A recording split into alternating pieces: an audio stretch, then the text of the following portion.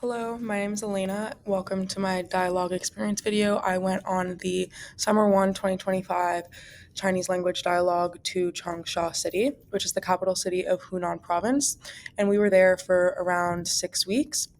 And so I'm just going to go over some of the things that we did during the dialogue, um, predating Changsha, and then our time every single day to day life in Changsha. So before we went to Changsha, we ended up going to Beijing for a couple days. Beijing is the capital city of China. It is the governmental center of China. And we were there for a few days. And while we were there, we looked at historical sites, cultural hubs, and just touristy spots as a whole. And we had a really fun time. So one of the first things we did was go to Tiananmen Square, which has a lot of historical significance. And behind that, there is a Forbidden City, where you can sort of look at the architecture and take a peek into the old times in the imperial era of China. Something really interesting that we learned when we were at Tiananmen Square is that Mao Zedong's body, Mao Zedong, who was the leader of the Communist Revolution in China, his body is actually being preserved there and it's held in a museum where you can go and actually see. Unfortunately, we didn't have the time to see, and the line was like wrapped around the building multiple times. It seemed like very popular in demand. Many people wanted to see his body, and that was there, which was something really interesting.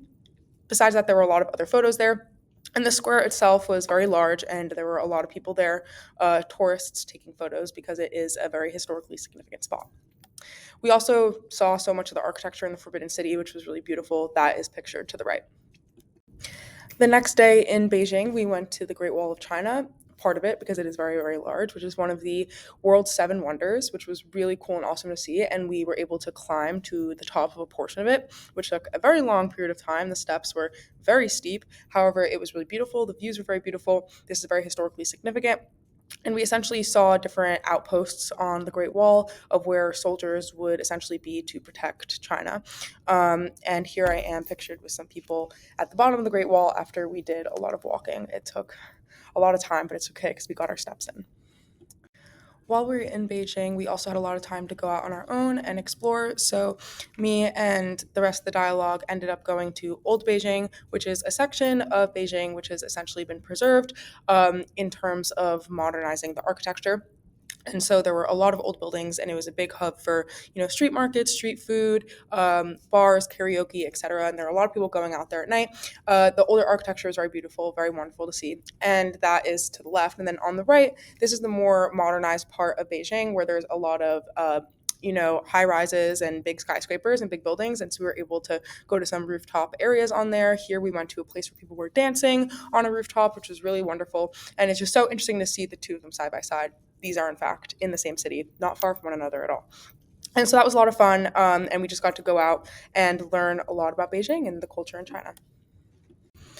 After we went to Beijing, we ended up in Changsha, and for the next 6 weeks there, we ended up studying at Changsha University, and we were studying Chinese language and also taking Chinese culture classes. This right here is my language class. I was in intermediate two. This is one of our professors. We would have different professors from the university who would come in and teach us, and we learned so much helpful information, how to order food, which is very crucial while we were there in China because not a lot of people spoke English in Changsha. A very, very, very small number of people spoke English. We really had to speak Mandarin to get around. We also learned a lot of grammatical structures that are really important when conversing with people. And so this was our final Chinese class. And so every single morning in the morning, we would have language class from 8 to around 11:40, and we would have breaks in between. So it was three different sections of language class where in each one we would focus on different things. We would focus on reading comprehension, listening comprehension, and then speaking and writing, etc. And so we would do that every single day, Monday through Friday. We would have language class. After our language classes in the morning each day, we would have a lunch break, and then from 2 to 3, we would have culture class every day of the week. However, the culture class would change every single day, but we would have the same one in the following week. So on every single Monday, we had singing class. In singing class, we ended up learning how to sing Shangming De He, which translates to the River of Life. We were able to sing this while performing in a play in Changsha, which was such an honor. And here's us on one of the last days in Changsha performing Shangming De He with Gaga, who is in the middle right there, who is an award-winning singer from Singapore who came to join us to sing in the play, which was such an honor. It was really wonderful. And so each Monday, we learned from Gaga and also from professors at the university how to essentially sing the song, how to harmonize, how to do everything that needed to be done for the performance. On every Tuesday, our culture class was learning dance. We were learning Chinese hip hop street style dance, which is really popular today in China, especially among young people. And so we were taught by fellow students and dancers at the university, and we learned two different Chinese street style dances, which were very difficult to learn, but it was very rewarding in the end, and it was a lot of fun. And this is a picture of our dance class with our dance instructor. She was super kind, and she helped us learn very well.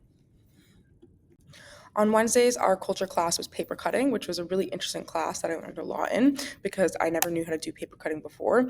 Paper cutting is very crucial to Chinese culture. It is a traditional art style that has existed for hundreds upon hundreds upon hundreds of years in China.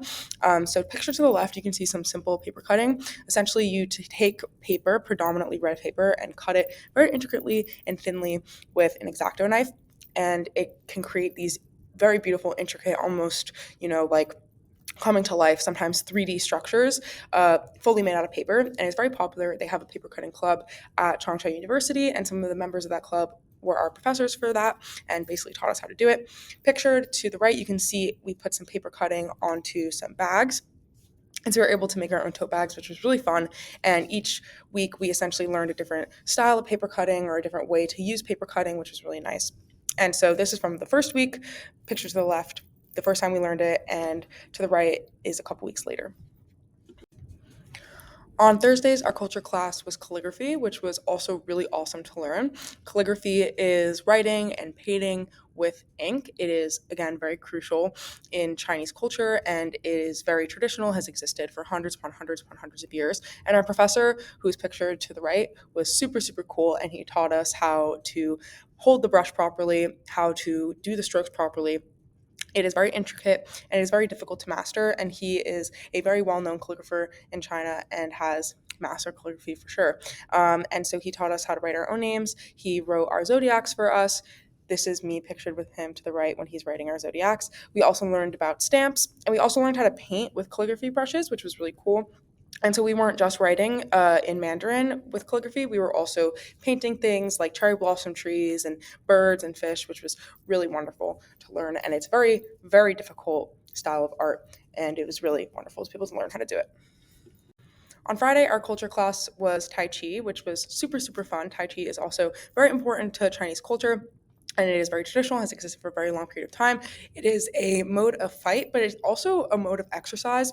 You can oftentimes see people on the streets in China, especially older people in groups, doing slower motions of Tai Chi on the street as a sort of workout, as an endurance workout, as a flexibility workout. And we were able to see some Tai Chi performances, which was really beautiful because it's almost like dance fighting because people are jumping into the air, doing such like elaborate kicks, and it's very beautiful. So we were able to learn the simple things and the basics of Tai Chi, and we were also able to learn how to do dragon dancing, which is when you hold the big dragons and you're able to move it around with a group of people to create very intricate shapes and basically bring the dragon to life. And so here we are making a star out of one of the dragons, a yellow dragon. And this was probably my favorite class of all the classes. It was a great way to end a week of classes doing Tai Chi. It was so much fun, and our professor was really awesome. On the weekends, we went on group excursions and trips to learn more about Chinese culture, and each weekend we did something different. So I have a couple photos up here from some of the different excursions we did. So on the left, you can see some images that I took in the Hunan Museum. So we went to the official museum of Hunan Province, and we learned a lot about the history of Hunan Province and Changsha as well. Here are some ancient figurines and sculptures that I saw that I thought looked pretty cool in the museum. We also saw an empress from a very, very, very, very long time ago who has the oldest corpse in the world and the longest preserved corpse in the world that you could see and and you could not take photos of it in the museum, but you could see it in the museum. It was over an 1,000-year-old corpse of an empress of a very old woman, and it was preserved in that museum. It was very, very, very cool to see. In the middle and on the right, there are images of when we went to a tea garden. This was probably my favorite weekend excursion that we did. We basically went to pick our own green tea, and then we learned how they make tea traditionally in China, and then also the traditional and proper way to drink tea. And we basically did a tea ceremony, and we learned the ways that you're supposed to do it. Where in China, you wash the tea with water before actually steeping the tea and then drinking it. And there's a specific way you're supposed to hold the cup and a specific way you're supposed to wash and clean all of the dishes with the hot water that they provide to you. And it was really interesting. And since then, I have not drunk tea in any other way. I really thoroughly enjoyed it. It was so much fun, and we got to take tea home for ourselves as well. Some of the other weekend excursions that we did was also go hiking in some mountains. There are very famous mountains in Hunan that also expand to Guangzhou, which is a part of a different province in China. They were very, very large, very beautiful, and there were very wonderful waterfalls there to see. We also went to so many fantastic restaurants with beautiful architecture, and it was really great to try all the different food in Changsha and be able to do that on weekend excursions. And every single weekend we went to a different place and we learned different things. These were probably just my favorites and the highlights of the weekend excursions that we did. We also did a lot of other things in Changsha when we had free time to do things, which was quite often after our culture class in the evenings and also on Sundays on the weekends. We had free time to go out and explore ourselves. So here are just some of my favorite things that we did. On the right pictured is Wui Square, which is essentially the Times Square of Changsha. It was always hustling and bustling. There were so many places to go shopping, and at night there were so many different places you could go do karaoke at or see dancers, and it was really wonderful. We went there very, very, very often. And it was really interesting to see Wui Square compared to a place like Times Square or big hustling, bustling cities in America. Things are very different, but somehow very similar at the same time when you really get into like the nitty and gritty and the really busy, hustling, bustling places of cities. And the picture on the left is us playing mahjong. So we learned how to play mahjong while we were in Changsha, and it was so much fun. So we first learned for the Dragon Boat Festival when we did not have any classes, one of the days when we were there, which is a nationally recognized holiday in China. And we also did a weekend excursion for the Dragon Boat Festival as well, and also learned how to make, traditionally eaten foods for the Dragon Boat Festival, which was really wonderful. And so one of our professors, when we didn't have class, taught us how to play mahjong. And after he taught us how to play mahjong, we continued playing on for the rest of the dialogue. Every other night, people would say, "We're getting a table to play mahjong. We're going to go play mahjong." And it was so much fun, and I'm so happy that I learned how to play it, and I hope to be able to play it now that I'm back in the States again. So these are just some highlights from the dialogue.